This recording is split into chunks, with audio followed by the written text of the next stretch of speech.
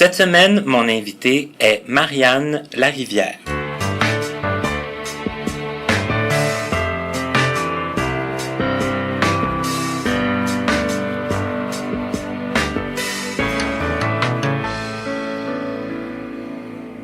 Bonjour tout le monde, bienvenue à une autre émission de Connaissez-vous. J'espère que vous allez bien. C'est toujours un plaisir de vous présenter une nouvelle personne toutes les semaines. Et cette semaine, comme je vous l'ai nommé en introduction, mon invité est Marianne Larivière. Tout d'abord, bonjour Marianne. Bonjour Martin. Ça va bien toi aussi? Oui. Parfait. Parce que, bon, j'ai un petit sourire parce que je pense que Marianne est un peu nerveuse. Puis bon, je pense qu'une fois que l'émission va commencer, tout va bien se passer. Comme on en discutait avant de commencer, toi et moi, on s'est connus quand même, je dirais, dans le milieu des années 80, mais tu me disais, toi, que tu étais né en 1981, donc on s'entend que quand tu es arrivé à l'école Jacques Ouellet, parce que c'est là qu'on s'est connus, ben tu n'étais pas très très vieille. Oh non, j'étais un enfant. Une petite enfant. Oui. Oui. Et moi, j'étais pas... Bon, j'avais 6 ans de plus que toi, à peu près. Mais bon, c'est ça, on n'était pas tout à fait dans le même... moi, j'étais à la fin du primaire et tout ça. Ça fait qu'on s'est pas connus tant. Ça fait qu'on va reculer. On va reculer, d'ailleurs, tout de suite. Puis on reviendra plus à où on s'est connus plus en temps et lieu. Toi, Marianne, bon, on l'a dit, t'es née en 1981, mais tu es née à quel endroit? Je suis née à Hull, en fait. Ah, ben ça, tu vois, je savais pas ça. Oh non? Non. Donc, tu es née à Hull. Oui. Et puis, quand tu es née, est-ce que tu avais un problème de vision déjà ou si c'est arrivé plus tard? Oui, en fait, j'avais déjà le problème. Ma naissance était un peu particulière parce que, en fait, on était triplets. Et ça, quand même aussi, hein? C'est assez... Oui, c'est particulier. Puis, ouais, on a eu une naissance assez mouvementée. Bon, ça a été par césarienne, évidemment. Et puis, c'est ça, ils nous ont tout de suite transférés dans un autre hôpital pour avoir des soins plus spécialisés. Donc, ils nous ont transférés à... on est né à Sacré-Cœur, ils nous ont transférés à Children. Et puis, là, c'est ça, c'était la course contre la montre là, pour nous sauver la vie parce que moi, j'avais 1 livre. Mes sœurs juste un petit peu plus, mais c'était quelque chose là. Ils pensaient vraiment pas nous sauver là. Toutes les 3, vous avez passé proche là, dans le fond de pas survivre. Ouais, moi j'étais la plus petite, puis en fait c'est ça mes yeux étaient mal formés parce que évidemment j'étais prématurée quand même je pense que c'est 28 semaines. Quand même. Je suis née à 28 semaines. Donc, c'est ça, mes yeux étaient pas formés. Mon œil droit était bien formé. Possiblement que j'aurais pu voir de mon œil droit. Mon œil gauche est absolument pas formé, donc celui-là, on l'oublie. Mais c'est ça, là, à cause de l'incubateur et tout ça, ils se sont rendus compte assez vite que, 2-3 jours après, le décollement de la rétine... ils ont dit à mes parents que je verrais pas. OK, ça s'est su assez vite. Là. Oui, ils ont voulu essayer de recoller la rétine, mais ils se sont rendus compte que non, ça marchait pas. Il y avait rien à faire, là. OK. Tandis que tes 2 autres sœurs, elles voient. Elles n'ont pas de problème de... j'ai une sœur qui est très myope. OK. Mais, je vous dirais, à part sa myopie, il n'y a pas de problème. OK. Puis mon autre sœur, elle est beaucoup plus grande, beaucoup plus... elle a pas vraiment de... On est chanceux. On est très chanceux d'avoir que ça n'ait pas fait plus de dommages que ça. Et là, par la suite, je sais pas, toi, est-ce que tu as une souvenance un peu du moment où ce que tu t'es aperçu que t'avais pas la vue. Est-ce que tu te souviens de ça? C'est drôle parce que quand j'étais enfant, moi j'avais l'impression d'être comme les autres. Je le savais, mais je réalisais pas l'impact de ça. Pas vraiment. OK. Pas vraiment. C'est sûr que avec les années, quand mes sœurs allaient jouer avec leurs amis, avec mes cousins et cousines qui allaient dans le bois, moi je pouvais pas y aller, puis ça m'a dérangé plus, mais encore là c'était comme ça. Mais est-ce que tu te posais pas plus que ça la question? C'est venu plus tard? Non, c'est venu beaucoup plus tard. OK. Beaucoup plus tard. Quand c'est arrivé, j'avais comme 11-12 ans. OK, quand même. Oui, là, je marchais sur le trottoir, puis j'ai foncé dans une boîte à mal. Oh. Puis là, c'est drôle, mais là, je me suis rendu compte que vraiment, là, non, je verrais jamais rien, puis que ça serait toujours comme ça, puis que bon, puis là, ça m'a donné un choc. C'est là que tu as compris toute la différence qu'il y avait dans le fond entre... Ah ouais. C'est là que j'ai réalisé ça vraiment, là. OK, mais à 10-12 ans, tu étais rendu à Jacques-Ouellette? Oui. OK. Oui. J'étais à Jacques-Ouellette. Moi, en fait, je savais que j'étais dans une école spécialisée. Je savais que j'étais différente. Tout ça, j'en étais consciente. Mais l'impact que ça avait, je sentais pas vraiment. C'était juste que c'était comme ça, mais c'est ça m'affectait pas, en fait. Concrètement, tu t'avais pas encore compris tout ce que ça pourrait... Impliqué, ouais, ça m'affectait pas vraiment. OK. Et là, quand t'es arrivé, t'es arrivé à Jacques-Ouellette au tout début, au début du primaire, c'est ça? Oui, j'avais 5-6 ans. C'est là que j'ai appris à lire, à écrire. Ouais, je suis restée à Jacques-Ouellette longtemps.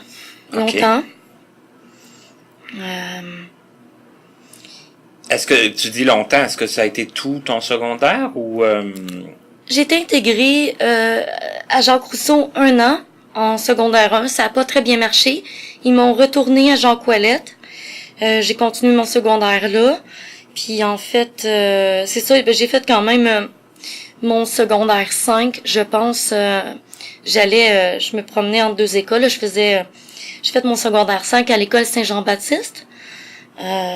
Puis c'est ça. Sinon, mais je suis toujours restée à Jacques-Ouellette. Sinon, là, Mais l'école Saint-Jean-Baptiste, ça, c'était une école régulière? Ça? Oui, c'était une école régulière. OK, c'est qu'il y a eu comme une autre tentative d'intégration. Ouais, c'est ça, mais j'étais intégrée un peu partiellement. Même pendant mon primaire, je pense qu'ils m'avaient envoyé faire un cours ou deux à l'école de mes sœurs, là. OK. Ça fait que j'étais intégrée un peu partiellement, mais par période, là. Par période, puis bon... Je suis toujours revenue à Jacques-Ouellette. Et est-ce que tes parents, eux, ils sont déménagés par ici? Mes parents sont déménagés par ici quand j'avais 4-5 ans parce que sinon j'allais aller dans une famille d'accueil, puis maman elle voulait pas ça, elle voulait qu'on reste ensemble, puis ça l'a déménagé. OK. C'est qu'il n'y a pas eu l'aspect d'éloignement là, que certaines personnes... Non, c'est ça, j'ai pas vécu ça. Moi, j'ai eu la chance que mes parents me suivent à Longueuil. OK. Et là, à Jacques-Ouellette, comment c'était? Quel souvenir tu gardes de ça, mis à part peut-être là, le fait que, c'est une école spécialisée, donc d'apprendre le braille, forcément, tout ça. Mais socialement parlant, pour toi, ça a-tu été une belle occasion de te faire des amis qui étaient comme toi, puis que c'était peut-être plus facile de... Oui, j'avais des amis, j'étais liée quand même à plusieurs personnes, oui. Ce que je trouvais difficile, c'était la différence entre les gens, parce que c'était handicap multiple, hein. Oui, c'est vrai. Puis des fois, c'était difficile. Des fois, mes sœurs, ils venaient me voir puis disaient, wow, Marianne, ils étaient impressionnés par ça. Oui. Les gens étaient impressionnés par ça, ça fait que c'était... là, on voyait vraiment la différence entre moi et eux, là. Ouais. Ça a été plus ça a été de Oui, voir un c'est peu ça. que, bon, plus dans le fond il y a de handicap, puis plus la situation est complexe. Oui, ben ça devient difficile socialement des fois, puis il y avait pas beaucoup de monde, ça fait que des fois j'avais l'impression c'est ça là, de Que ton milieu était restreint. oui, puis c'est ça, exactement, ouais. OK. Et là, quand t'allais dans les écoles régulières, pour toi, est-ce que tu voyais une grosse différence? Est-ce que Oui, oui, vraiment. Moi, Jacques Rousseau, c'est énorme. c'est vrai, là, c'est pas la Ouais, petite ouais. école, Non, ça, là. c'est ça. Mais moi, j'étais quelqu'un j'ai pas réussi socialement, j'étais quelqu'un d'extrêmement timide, là. Même renfermé. Bon, j'ai beaucoup travaillé là-dessus. Aujourd'hui, c'est beaucoup plus facile pour moi. Mais c'est ça, dans le temps, j'étais renfermée, donc les gens venaient pas forcément vers moi facilement. Puis c'est sûr qu'académiquement, c'est pas la même chose parce que là, c'est des classes de voyants. Donc, ouais, c'est... Moi, déjà, j'avais de la difficulté en mathématiques, déjà, à Jacques-Ouellette, quand je suis arrivée ailleurs. Ça s'est pas amélioré Oh certainement. non, là. pas du tout. C'était... Non, c'est ça, c'était... Donc, les mathématiques, c'était pas ta matière? Non, vraiment pas. C'était quoi tes matières plus fortes? Le français. OK. Le français, puis c'est sûr que moi, j'aurais voulu rester là. Mais bon, eux ont constaté, ils ont dit que ça serait mieux pour moi, puis bon, probablement parce qu'ils voulaient me voir finir mon secondaire, là. Tu veux dire, t'aurais aimé mieux rester à Jacques Rousseau? Je pense que oui. OK. J'aurais aimé mieux ça, mais bon... Malgré toutes les embûches qui pouvaient se... Ouais, c'était difficile, mais bon. Mais ça s'est pas fait, puis c'est correct, là.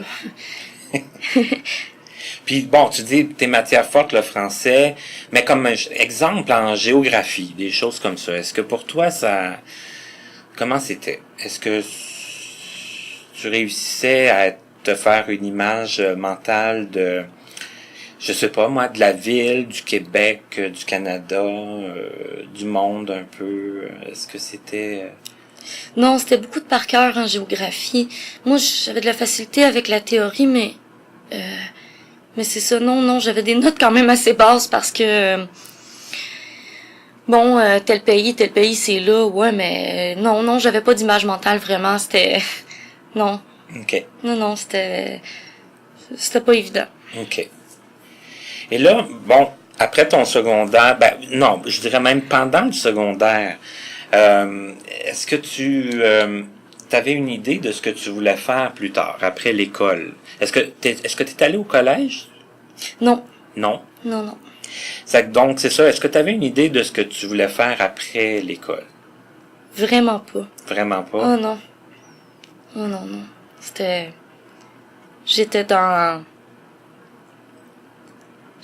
la noirceur totale à ce niveau-là. C'est vraiment le cas de dire, oui. Sans vouloir faire de jeu de... Mais c'est pas évident parce que, tu sais, bon, c'est bien beau, mais on se dit, OK, tu sais, moi, je voulais pas...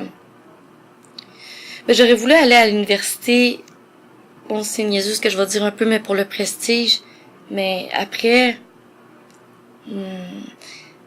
Après, je savais pas... non, je savais pas ce que je voulais faire. Je sais pas ce que j'aimerais.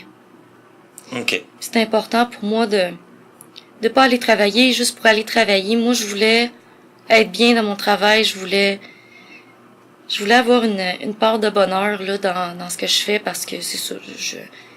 Moi, je voulais pas, c'est ça, toute ma vie juste aller au travail parce que j'ai besoin de gagner de l'argent puis that's it. Je voulais autre chose. Sauf qu'en contrepartie, il faut quand même meubler son temps, il faut s'occuper et tout. Donc, quand t'as fini l'école, qu'est-ce qui s'est passé après? Parce que moi-même, j'en ai plus aucune idée. Là. Ça fait que... J'en ai une idée jusqu'à peu près, je pense, l'âge de 20 ans. Quand on est arrivé au SDEM, je pense que t'avais 20 ans, à peu près 21 ans. Ouais, avant ça, je suis allée à l'école... je suis allée un petit peu à l'école Champagnat parce que moi, j'ai juste une équivalence là, de secondaire. Je pouvais pas aller au cégep avec ça. Fait que je voulais me laisser un espoir d'aller au cégep. Puis finalement, ça, je voulais finir les matières que j'avais pas réussi. Et Champagnat, là, juste pour expliquer pour ceux qui ne sauraient C'est une pas. école à Montréal. C'est une école à Montréal pour... c'est une école pour les... Les Un adultes. peu comme Jean Coilette, oui, mais c'est ça, plus pour les adultes, oui. Mais c'est pas juste des non-voyants. Non. OK. Mais il accueille beaucoup de non-voyants. Oui, oui, c'est ça, il y en a beaucoup. Le matériel est adapté, tout ça. Mais c'était en audio. C'est que là, c'est différent, là. En audio, ouais. OK. Mais c'est ça, moi, j'aime beaucoup le braille. Je suis une lectrice de braille vraiment finie. Ça fait qu'en audio, vraiment, je m'endormais. C'était bien difficile de suivre ça en audio, surtout les maths. Les maths Ouais, en audio. Ouais, c'était quelque chose, Mais là. J'étais pas capable, je m'endormais, puis non, c'était très difficile. C'est que là, t'avais un problème de maths à faire en audio. Ouais. C'est que là, bon, forcément, c'était une voix qui disait, bon... Oui, c'était une voix qui lisait le livre. OK. Puis c'est ça, fallait se débrouiller avec ça. Ça fait quoi, c'était... C'était quand même tout qu'un défi, là, parce que... j'y repense aujourd'hui. Je n'avais pas pensé dans le temps, mais aujourd'hui, j'y repense, puis je fais wow. Ouais, c'était bien différent, en tout cas. Parce que là, non seulement toi, tu disais que ça t'endormait, mais c'est qu'en plus, bon, les chiffres, tu les as pas décrits, là, sous les doigts. Non, c'est ça, non. Aïe, OK. Ouais, c'était quelque chose. Puis c'est ça, finalement, j'ai pas terminé parce que je suis allée au SDEM par la suite, là. On m'a proposé une formation au SDEM, puis j'ai accepté dans l'idée de trouver un emploi tout de suite ou bientôt, là. Dans l'idée d'aller travailler parce que je voulais aller sur le marché du travail, là. Je pense que j'avais plus envie de ça que de continuer à faire mes études. Et ça, bon, la formation, on peut peut-être, à moins que tu aurais des choses précises à en dire, là, est-ce que, bon, je sais que j'ai d'autres invités qui en ont parlé un peu, parce que, bon, c'est la même année que moi je l'ai fait aussi, là, c'est là qu'on s'est peut-être plus connu aussi. Bon, c'était quand même assez varié au niveau de l'informatique, au niveau du français, il y avait un peu de comptabilité. Il y avait de l'anglais. Oui. C'était vraiment très bien... c'était très bien exposé, c'était complet cette formation-là. Moi, pour ce que j'ai fait par la suite, ça m'a servi, là. Ça t'a apporté beaucoup? Oui. OK. Oui. Parce que toi, au niveau de l'informatique, c'était comment? Est-ce que tu utilisais beaucoup l'informatique? Moi, je suis pas très techno. Même encore aujourd'hui, je fais mes trucs. C'est sûr que... Qu'est-ce que tu fais comme qui demande de la technologie? Tu as un ordinateur? Oui, j'ai un ordinateur. Ouais. Pour mon travail, tout ça. Oui, c'est ça. Mais, okay. je suis pas... tu sais, je veux dire, moi, je vais essayer des choses. Si ça marche pas, je vais essayer d'autres choses. Je vais quand même me promener sur Internet. Je vais essayer des choses. Mais je suis pas la personne qui connaît toutes les adaptations, tu sais, je suis pas quelqu'un de techno, là. Mais tu utilises Jazz? Oui. Est-ce que tu as un afficheur braille? Oui. Est-ce que tu fais du courriel?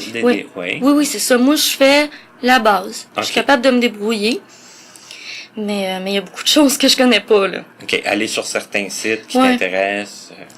Oui, mais c'est ça. Tout dépendant du site, là. Des fois, là, c'est... Dépendant des sites, là, des fois, j'ai un petit peu de difficulté à me retrouver, là. Ça me prend un peu de temps. OK.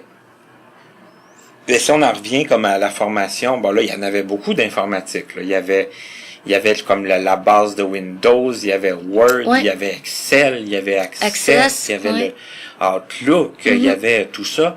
Ça, est-ce qu'au départ, c'était des choses que tu connaissais un peu? Est-ce que tu avais déjà eu un peu de formation à ce niveau-là, ou c'est plus au SDEM que tu as tout appris ça? Je pense que c'est plus au SDEM. Okay. Ouais, j'ai pas souvenir d'utiliser beaucoup l'informatique avant le SDEM. Et là, ça, c'est une formation que tu as bien réussi aussi? Je pense que oui. OK. Et là, après, bon, là, tu voulais un travail, tout ça. Est-ce que ça a bien fonctionné pour toi? Qu'est-ce qui s'est passé niveau professionnel après cette formation-là? Mais j'ai fait de la sollicitation téléphonique. OK. J'ai fait ça un bout de temps. Ensuite, je suis allée travailler dans une maison de sondage. OK. Ça, c'était... en fait, c'était bien. Hein, c'était du sondage, puis c'était au niveau informatique, c'est ça. Il faut être bon, il faut vraiment lire vite. Donc c'est ça, fallait que ça me demandait de lire les sondages avant de les faire, de les connaître assez bien. Mais sinon, c'est ça, ça allait bien. C'était compliqué se loguer, là, je m'en rappelle. Il y avait plein d'étapes pour se loguer, mais un coup qu'on avait, c'est ça, franchi ces étapes-là, puis appris ça par cœur, ben les sondages, ça restait quand même assez facile. Mais là, quand tu dis te loguer, c'est parce que, bon, là, tu te déplaçais dans cette entreprise-là. Ouais. Et là, bon, il fallait que tu te branches comme sur leur système? Ouais, exactement. OK. Ouais. C'est là que ça te donnait accès au sondage que tu avais à faire. C'est ça. OK. Puis Jazz fonctionnait bien là-dedans, ça allait bien. OK. Là, c'est sûr, je veux pas qu'on rentre dans le trop technique, mais juste un peu quand même, là. Quand tu travailles, premièrement, est-ce que tu faisais comme des journées complètes de sondage? Est-ce que c'était, oui? Mm-hmm. Est-ce que c'était toujours le même sondage ou? Non, ça variait. OK. Ça variait, des fois, on pouvait en faire même 2 sondages par jour. Tu sais, des fois, ils disaient, bon, mais OK, tu vas changer de sondage, tu vas faire un tel. Non, ça variait. Puis il y en avait des fois des nouveaux.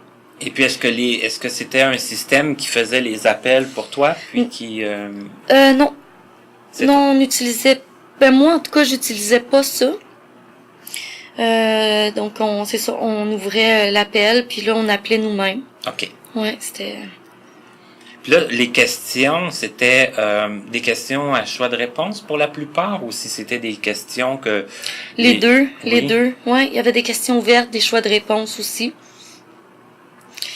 Donc, ouais, ça demandait une très bonne vitesse de lecture.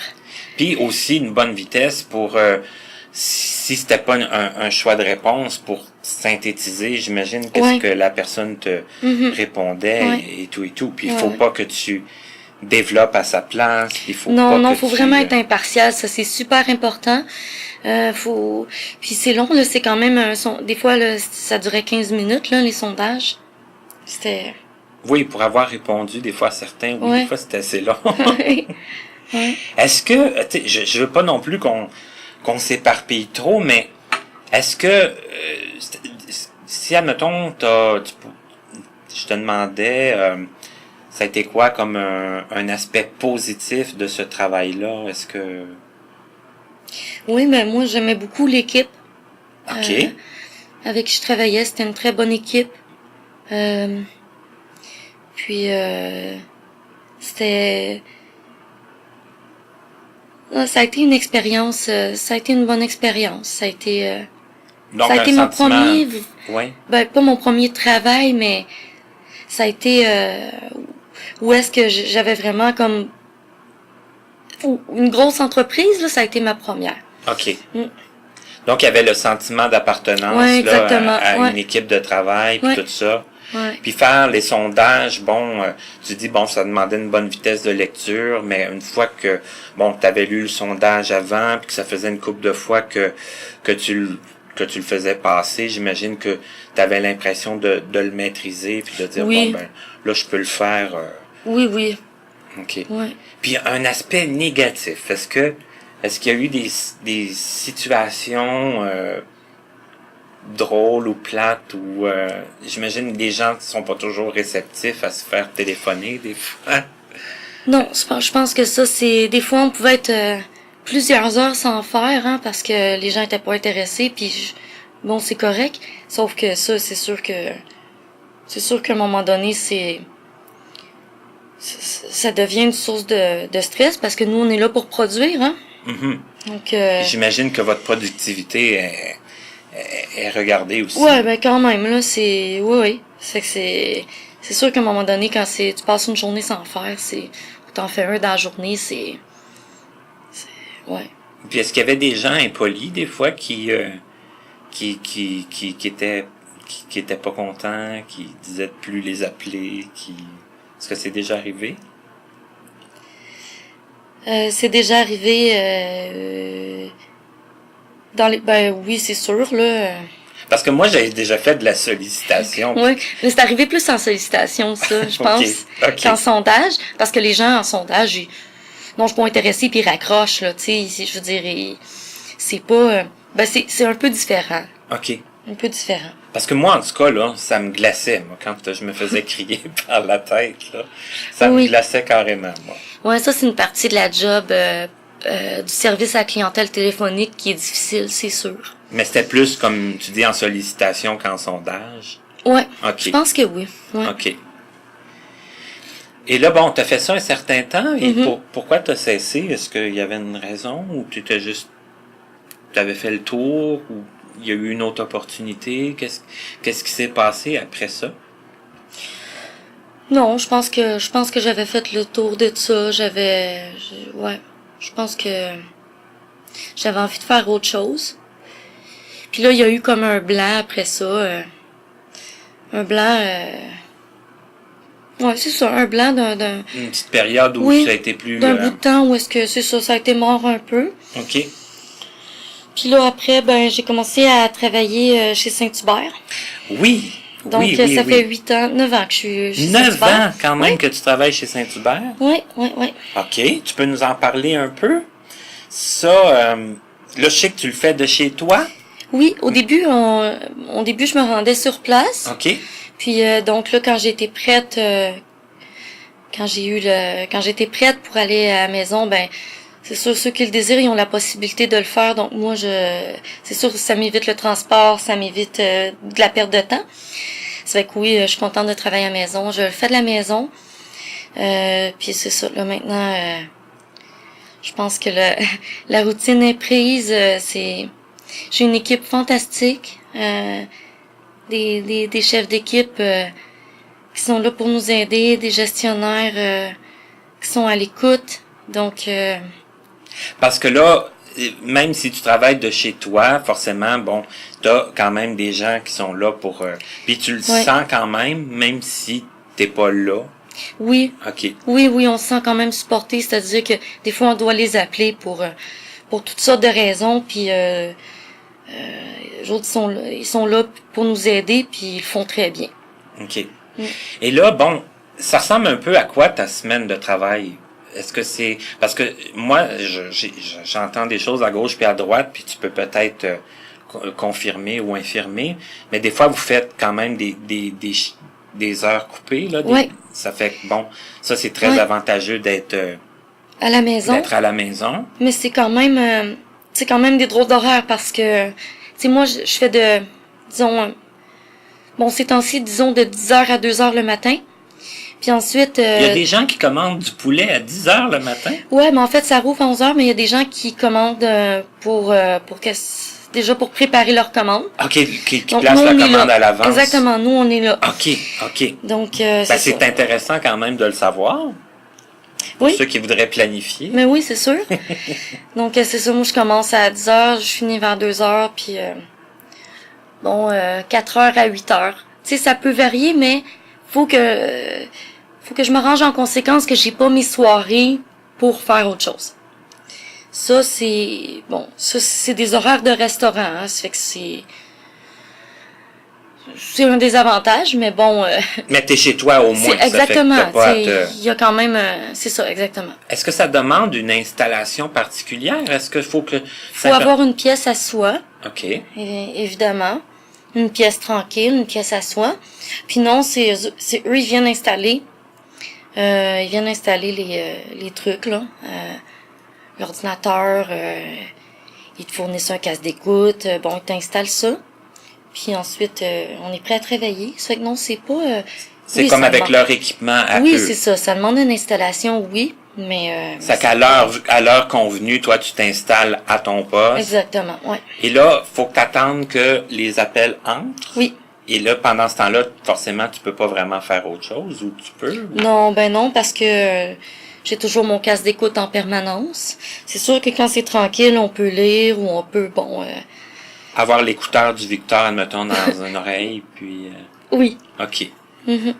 Puis là, est-ce que... Bon, là, tu vas me dire sûrement que c'est selon l'achalandage, mais est-ce que tu prends... est-ce que c'est comme un appel attend pas l'autre, là? Tu peux finir une commande, puis il y a quelqu'un d'autre, tout de suite, un autre appel Oui, qui ça rentre. arrive. Ouais. Quand c'est occupé, ça arrive.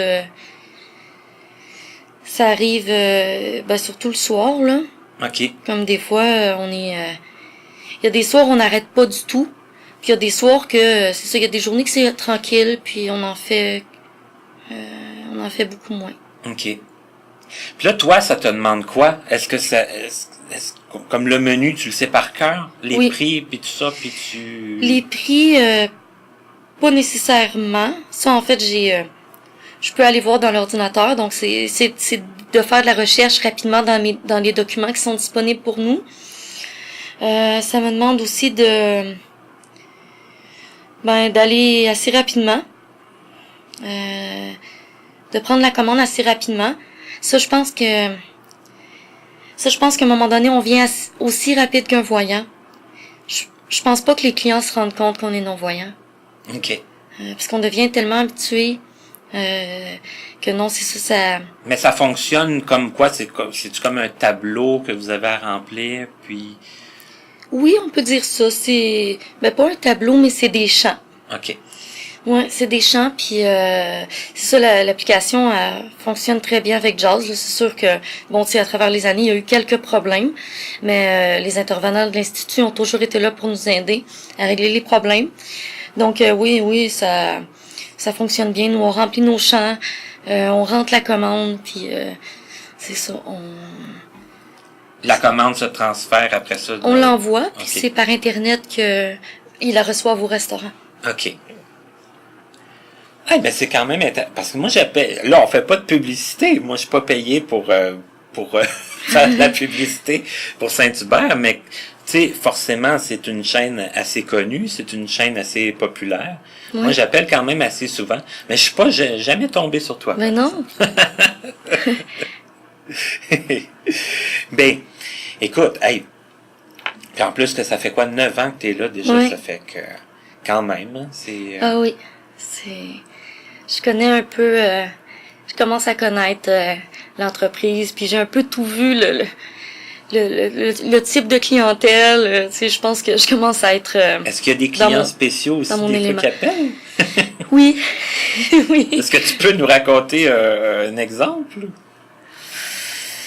Oh, vite comme ça. Est-ce que c'est parce que les gens des fois savent pas ce qu'ils veulent? Ou Oui, ça arrive. On voit un peu de tout. Hein, Ok. Vraiment, là. On voit un peu de tout. On gère aussi les plaintes. Fait que c'est sûr que, tu sais, tantôt, tu disais que de te faire crier par la tête, ça arrive. Ça arrive aussi chez Saint-Hubert. OK, parce que vous gérez les plaintes. C'est que Aussi, si ouais. jamais, admettons, ma commande n'est pas arrivée, Ouais, la C'est- commande est en retard ou la commande, il y a eu une erreur dedans, c'est nous qui le gère. c'est les mêmes personnes qui prennent les commandes Oui. qui gèrent ça. Exactement. OK. Ouais. OK. Ça, t'as ça à gérer en plus Ouais. de... les appels rentrent en même temps là, pour les plaintes que pour les commandes. Oui. OK. Ah ben, coudonc. C'était intéressant. Ouais, c'est ça. C'est que des fois, c'est chaque client est différent, hein, puis des fois c'est ce qui est pas facile, c'est de se mettre dans, comme des fois on s'attend pas à, tu sais, le client, bon, il y a un client, il peut être super fâché, puis là tu vas répondre tout de suite à un autre appel, puis le client il va être super de bonne humeur.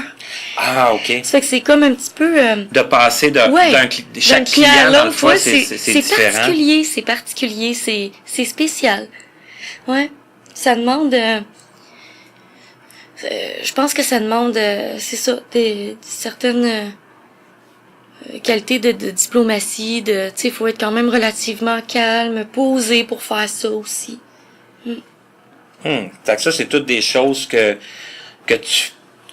Si on fait un bilan après 9 ans, là, c'est-tu comme des choses que tu avais déjà pas mal avant ou que c'est des choses aussi que tu as travaillé beaucoup? Oh, j'en ai acquis beaucoup. OK. Ouais, vraiment. Bon, c'était des choses que, oui, je le maîtrisais avant parce qu'à cause, après la formation, on était quand même prêt, je pense, à pallier à ce genre ouais, de... on était préparés. Sauf que c'est quand tu commences à travailler que tu le vis vraiment. Tu sais, c'est beau une formation, mais quand Ça, t'es dans ça le couvre pas contexte. tous les aspects Non, non, là qu'on exactement. peut. Puis quand t'es dans le contexte, puis non, c'est ça, j'ai vraiment... j'en ai acquis beaucoup parce que c'est ça, chaque client est différent. Hein, ça fait que...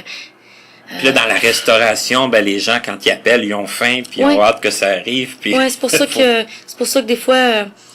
c'est ça, des fois c'est garoché, hein, puis faut être prêt à réagir vite. Fait qu'il faut être prêt à gérer jazz, à gérer...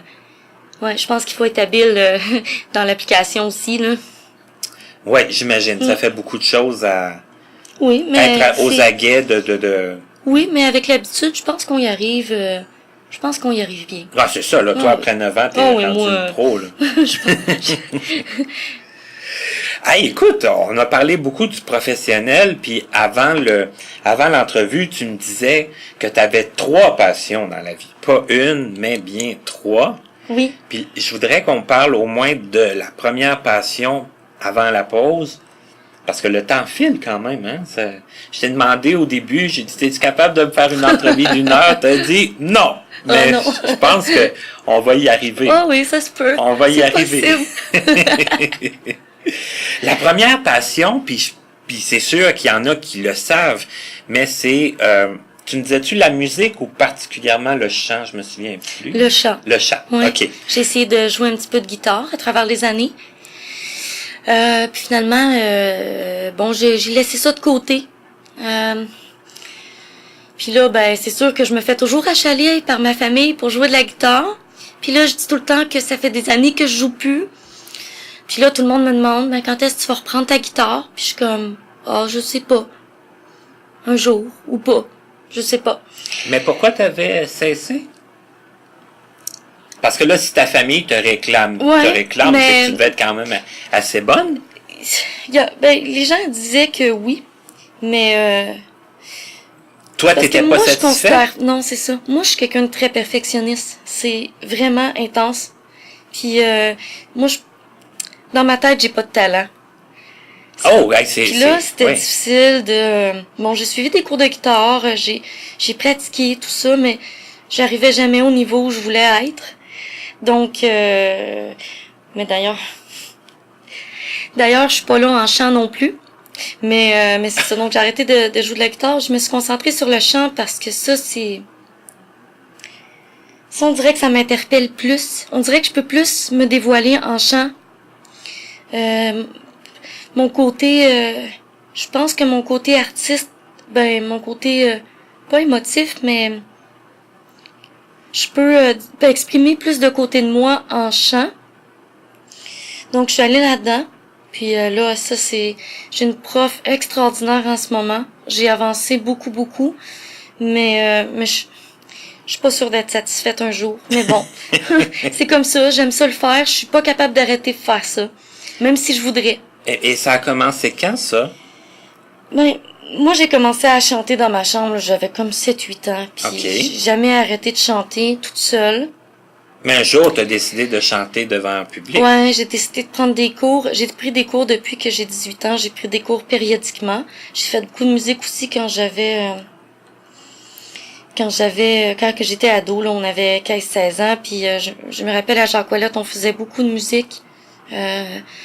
On avait même un petit groupe. Fait que c'est là que, c'est ça, j'ai joué de la guitare. J'ai commencé à jouer de la guitare là.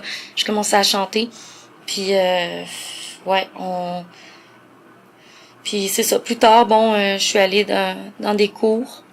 Puis c'est ça. J'ai jamais arrêté vraiment de chanter malgré que je suis pas satisfaite. Et bon, là, je vais donner un exemple là, de ce que moi j'ai entendu. Mais là, à l'ARS, puis au Conseil canadien des aveugles de Longueuil, le CCAL, on fait des journées amicales au moins une fois par année. Et habituellement, tu viens chanter. Oui. Est-ce que ça a été quoi ta première expérience de chant comme dans des groupes comme celui-là? Est-ce que bon, tu dis à Jacques Ouellette, vous aviez un groupe, est-ce que vous faisiez des concerts? Oui, on en faisait. Oui, ça a été ça a été ma première expérience avec eux. Je me rappelle, ça s'appelait le Blind Band. Ah, c'était... ouais. Puis c'est ça, ça a été avec eux. Après ça, j'en ai fait aussi... avec l'école Saint-Jean-Baptiste aussi, il y avait... on avait fait aussi un gros spectacle. J'en ai un peu tout le temps fait. J'ai fait du karaoké aussi, beaucoup, là. Oui, mais là, du karaoké, on peut pas lire les paroles.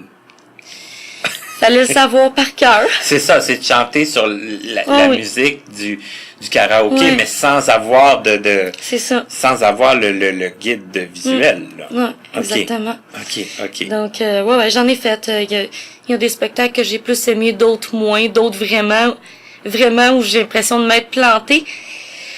Mais bon, je suis pas capable d'arrêter, donc je vais continuer. Puis j'espère quand même que... c'est sûr que je le fais pas pour chanter en public, mais c'est toujours le fun d'avoir un public. Hein. Ça donne ça donne un défi, un challenge, ouais. T'as tout de suite un... Ouais, mais c'est de faire vivre aussi ça aux gens. C'est de faire... moi, je pense que ça rassemble la musique et le chant. J'ai même fait du bénévolat à un moment donné dans un hôpital avec des personnes âgées. J'allais chanter. Ah. Puis non, c'est ça. Je pense que c'est aussi de donner, d'apporter quelque chose aux gens. Ouais. Puis les personnes âgées, c'est le genre de choses qui les intéressent, qui doivent. Ouais, exactement. Ils devaient être très très touchés par ça. Oui. Mm-hmm. Ouais, c'est ça. Je pense que oui. Ouais, Et tu chantes quoi? J'ai entendu quelques-unes de tes interprétations, mais ça va de quoi à quoi? Tu chantes en français? Plus en français. Ouais, pour l'instant. OK. Parce que c'est sûr que éventuellement je veux m'en aller dans plus large. Moi, je suis un peu dans le populaire, là, en ce moment. OK. Je suis un peu dans la musique populaire, mais tout m'intéresse, là. Puis des fois, j'aimerais ça chanter des choses, mais je me rends compte que, wow, c'est pas parce que t'aimes une musique que tu veux la chanter que ça va bien marcher, tu sais. OK. C'est comme, écouter de la musique, c'est 1, puis chanter, c'est 2. Mais c'est qui le chanteur, chanteuse que t'aimes le plus chanter? Est-ce qu'il y en a un? Non. Non. Pas en particulier. OK. J'aime beaucoup la musique, puis c'est très varié. OK. Ouais. Puis est-ce que tu es déjà en train de préparer ton interprétation pour le mois de février? Pas encore. Pas encore, je vais commencer dès début janvier, là, après les fêtes, là, je vais commencer à faire ça. À sélectionner tes chansons, puis... Mm-hmm. Ben là, les gens, en tout cas, sont prévenus à l'avance si vous voulez venir écouter Marianne chanter. C'est avec le Conseil canadien des aveugles de Longueuil, l'Association des aveugles de la Rive-Sud. Si ma mémoire est bonne, c'est le 24 février. Je vous en reparlerai parce que, bon, j'ai à cœur ce qui se passe dans nos organismes de loisirs. Puis Marianne, je pense qu'on va faire la pause tout de suite. OK. Et puis, on a encore des sujets. On a encore des sujets à parler après la pause, dont un que j'ai oublié de te dire avant quand on préparait l'entrevue juste avant. Ben, je pense d'accord. Une surprise. Ouais. Je pense bien que tu vas être d'accord pour nous en parler.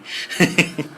Alors, hey, je mets en haleine mon public ainsi que mon invité à la fois. Je pense que c'est une première aussi. Sacré Martin. Sacré Martin. Ben, sacré Marianne aussi. Alors, on fait la pause tout de suite, puis on revient avec notre invité qui est Marianne Larivière. Vous pouvez communiquer avec nous pour nous faire part de vos commentaires, questions et suggestions en passant par notre site Internet à l'adresse www.martinchouinard.com ou à l'adresse courriel connaissez-vous2017@gmail.com sans tiret. Nous désirons remercier l'Association des aveugles de la Rive-Sud ainsi que la compagnie Point par Point Inc. de nous prêter gracieusement leurs locaux pour l'enregistrement de certaines de nos entrevues.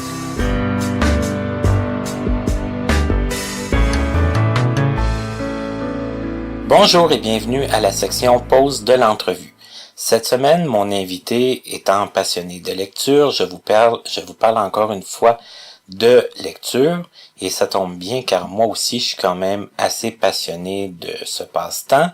Je vous parle d'une trilogie que je sais qui est très populaire dans la population en général, mais aussi dans le monde des non-voyants.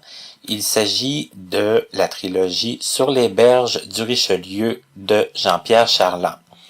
Donc, je vous l'ai dit, c'est une trilogie, donc ça se passe en 3 tomes.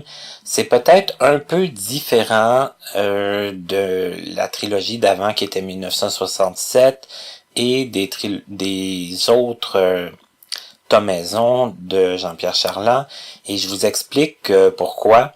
D'ailleurs, d'abord, je vais commencer par le tome 1 qui s'intitule La tentation d'Aldée. Aldée, c'est une jeune fille de famille pauvre qui se retrouve à travailler dans la maison d'un médecin et qui se fait courtiser par l'ami du fils de ce médecin, mais pas nécessairement pour les bonnes raisons. Je vous dirai pas exactement pourquoi. Et Aldée, elle, dans le but d'améliorer sa situation sociale, va succomber à certaines tentations qui, évidemment, à l'époque, étaient très mal vues. Et le tome 2, ça ne se poursuit pas dans la même lignée là qu'avec Aldée. Oui, bien sûr, là, il y a des personnages qui étaient secondaires dans le tome 1 qui ont été mis en place et qui vont prendre une autre importance dans le tome 2. Le tome 2, ça s'intitule La faute à Monsieur le curé. Et ça raconte un peu, les aléas d'un curé de paroisse et du vicaire.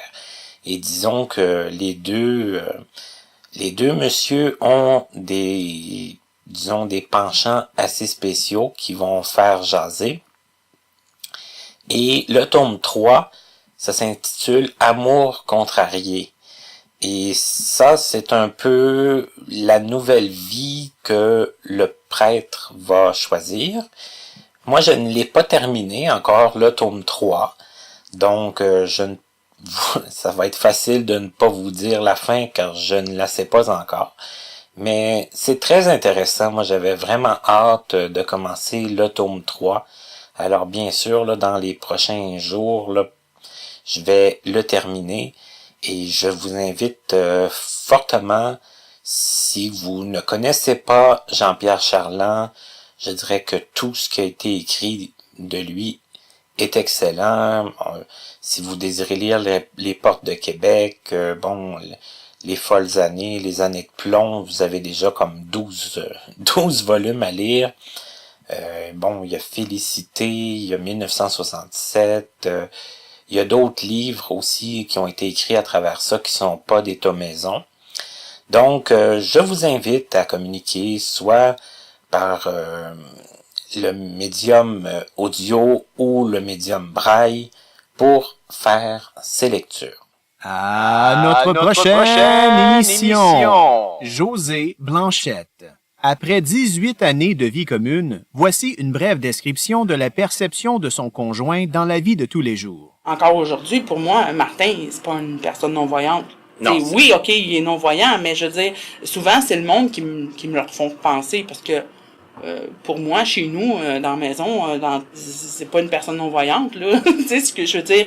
Il s'organise très bien, il est très autonome, il fait tout ce qu'il a à faire et tout, là. Puis, tu sais, c'est sûr qu'il y a des affaires qu'il a besoin de moi, des adaptations, ça, je le sais, là. mais, tu sais, comme, c'est ça. Oui, non, c'est ça.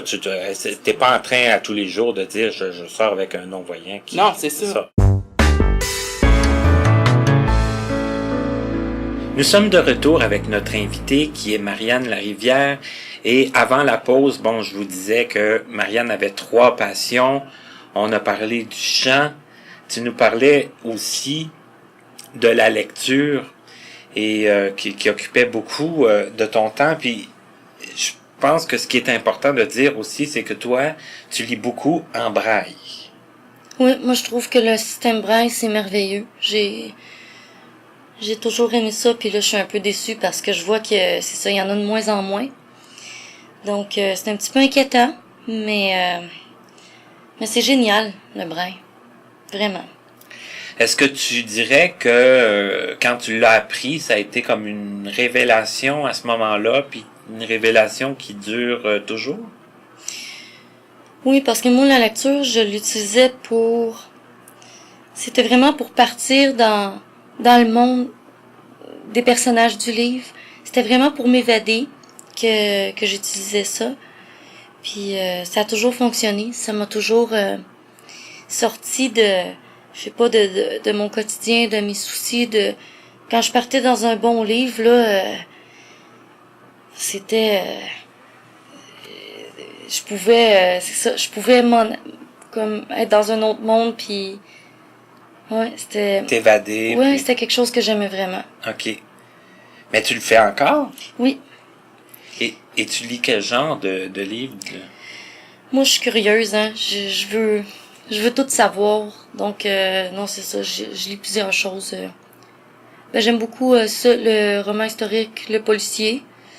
En braille, c'est ça, je lis beaucoup de romans. Mais sinon, j'écoute beaucoup de choses aussi. Maintenant, sur Internet, il y a beaucoup de choses pour nous cultiver aussi. Donc, c'est ça, je suis un peu... je lis un peu tout ce qui me passe sous la main. OK, c'est que tu lis des fois des choses que tu t'attendais peut-être pas à lire, puis que tu te ramasses à lire, puis que finalement... Ouais, mais moi, j'ai de la misère aussi à abandonner un livre. Hein. C'est plate, puis là, des fois, je le dis, c'est plate, je suis tannée de lire ça, puis là, c'est comme, non, mais je peux pas l'abandonner, là. C'est pas possible. Abandonner un livre, ça se fait pas. Non, moi, les gens qui écrivent, là, je trouve ça fascinant. Et ça mérite d'être lu au complet. Mm-hmm. Moi, j'ai un grand respect pour ça. Ouais. T'écris pas, toi, Marianne? Non, j'écris pas. J'ai déjà pensé, mais bon, c'est ça. C'est juste une pensée, là. Ça a pas été plus loin à date. Ça a pas eu de... Non, ça a pas eu de suite. Mais c'est ça, on a quand même un bon choix de livres. J'en profite aussi pour remercier les bénévoles qui lisent des livres audio pour nous. C'est vraiment, je pense que c'est important. En tout cas, c'est important pour moi. Ce qu'ils font, c'est apprécié. Puis, mais quand même, quand je peux l'avoir en braille, c'est sûr que c'est ma première option. Donc, OK, c'est ça que tu lis en audio aussi un peu. Oui, parce que on n'a pas tout en braille, là. Donc, ouais. C'est que pour combler ce qui manque en braille, ouais. tu vas le lire en audio. Mm-hmm. D'accord. Là, ma chère Marianne, on s'en va dans un tout autre registre. Je veux que tu m'expliques un jour, je pense que c'est la première fois d'ailleurs que je t'avais parlé du projet Connaissez-vous. Tu m'as dit que tu avais sauté en parachute et moi, je voudrais savoir d'où t'es venue cette idée. Parce que moi, là, je l'ai peut-être dit dans d'autres émissions, j'ai peur de l'avion, j'ai peur des hauteurs. Je pense qu'on m'aurait payé très cher pour faire ça. En fait, ça s'est passé que... En fait, c'est ma sœur Gab, qui est aussi ma meilleure amie là, dans la vie. Là, on est très proches, très liés. Elle me dit, bon, mais Marianne, moi, je m'en vais sauter en parachute là avec notre cousine Nat, là, puis tu viens-tu?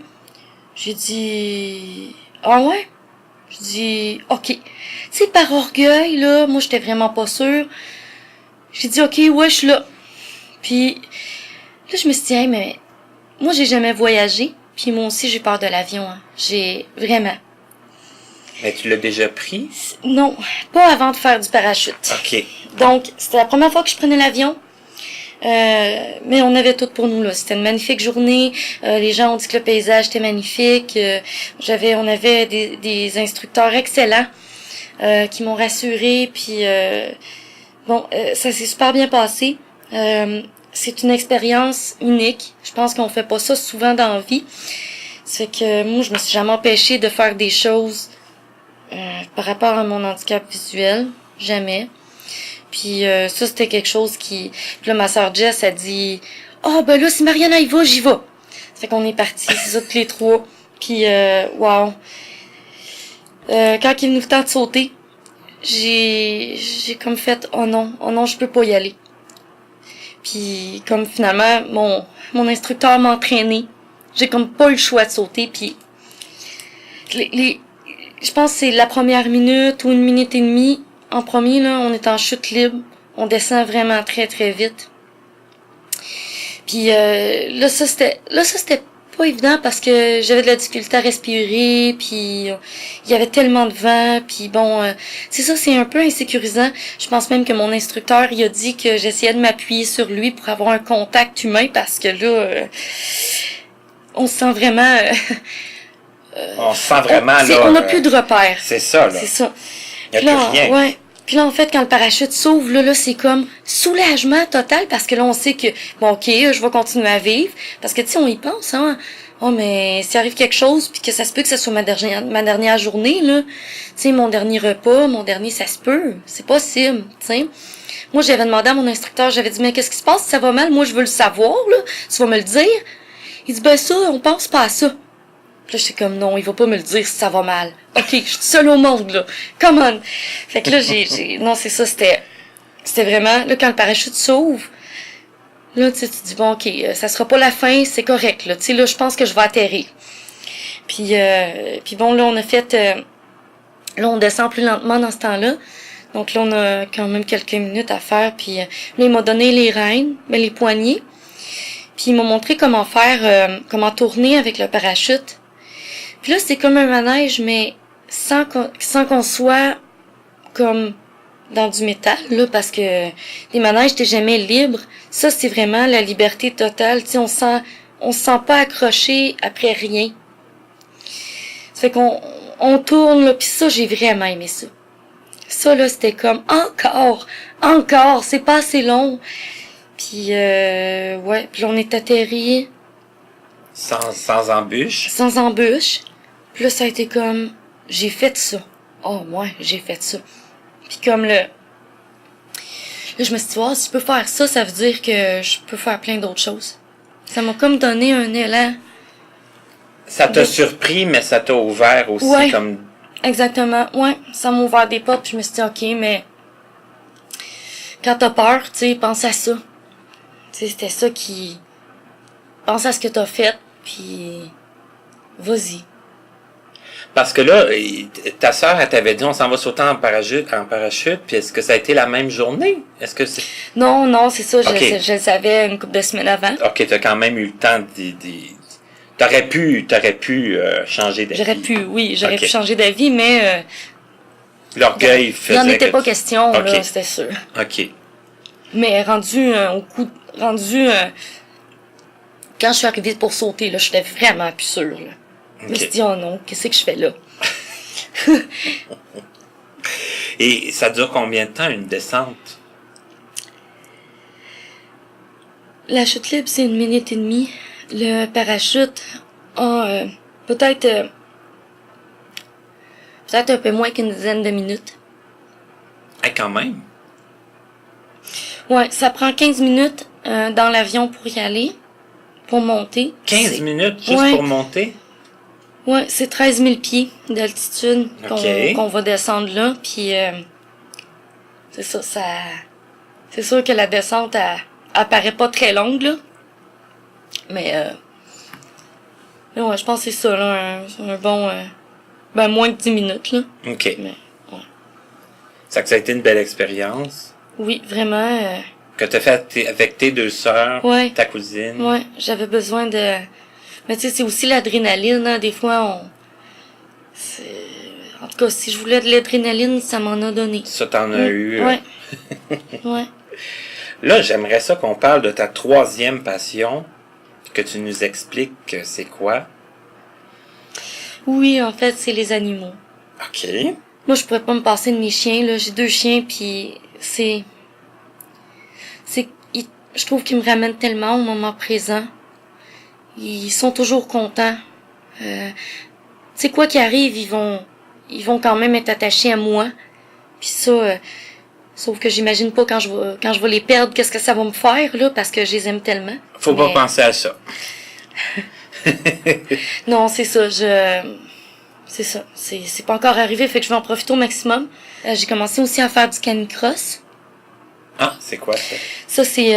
en fait, t'es attaché avec un harnais puis un câble. Pas comment ça s'appelle, là, je me rappelle plus du terme exact, mais ils sont attachés à la taille. OK. Et puis, ils sont en avant de nous. Et puis là, on leur donne le signal, puis c'est une course, en fait. Ah, C'est une course qu'on fait, quelques kilomètres avec eux. Puis, c'est ça, moi, je l'ai faite avec mon chien, puis, wow, il adore ça. Il adore ça, lui, c'est un Jack Russell, hein, fait que eux, ils ont plein d'énergie, puis eux, quand tu leur donnes une mission, un travail, ils sont tellement contents de donner, d'accomplir ça pour toi, puis tu sais, c'est de donner en même temps, de l'occuper, mais de le faire dépenser son énergie, mais aussi de t'apporter, tu sais, ils sont contents de le faire la pour toi. satisfaction Ouais. d'avoir comme réalisé la mission. Ouais. OK. Ah, ben Ouais, c'est... c'est une belle activité. T'as des chiens, t'as des chats à la maison. Ouais. Oui. Ça aussi, c'est important. Oui, moi, quand un chat là, vient se coucher à côté de ma tête, là, pis qui ronronne, là, on dirait que ça m'apaise, ça m'aide à m'endormir. Un chat, ça a d'autres avantages, là. Ouais, c'est pas la même chose. Hein? C'est pas la même chose, mais il y a des bénéfices aux deux. Donc, Marianne, là-dessus, je crois qu'on va terminer. On va te laisser aller à tous tes nombreux projets. Je vois que tu as une vie quand même très active. Je vois que tu n'as pas l'air de t'ennuyer beaucoup. Tu n'as pas l'air d'avoir même beaucoup de temps pour toi. Et moi, tu sais, c'est important d'avoir du temps, c'est important. Mais moi, ce que je souhaite aussi avec le projet, c'est que les gens t'entendent et que les gens, des fois, qui manquent un peu de courage, hein, des fois, pour faire des choses, de faire des sorties, prennent exemple sur toi, hein, ne serait-ce que de penser au saut en parachute et que ton entraîneur t'a un petit peu forcé la main à la dernière minute parce que bon, c'était comme plus le temps de reculer et puis des fois, on le regrette après si on recule de toute façon. Je pense que tu nous as amené beaucoup d'aspects, même très différents de... Chaque invité amène des choses différentes, puis toi aussi, tu as su le faire. Moi, je pense que c'est une entrevue qui va être très appréciée. Merci, Martin. Ben, ça merci. fait plaisir. Ben, merci à toi et merci aux gens de nous écouter. Je vous invite à continuer à nous écrire, nous faire part de vos suggestions, de vos commentaires. Je pense que vous savez de plus en plus comment notre site internet, Facebook, YouTube, toutes les façons sont bonnes pour rentrer en contact avec nous. Et je vous souhaite une bonne semaine, puis je vous dis à la semaine prochaine pour une nouvelle émission de Connaissez-vous.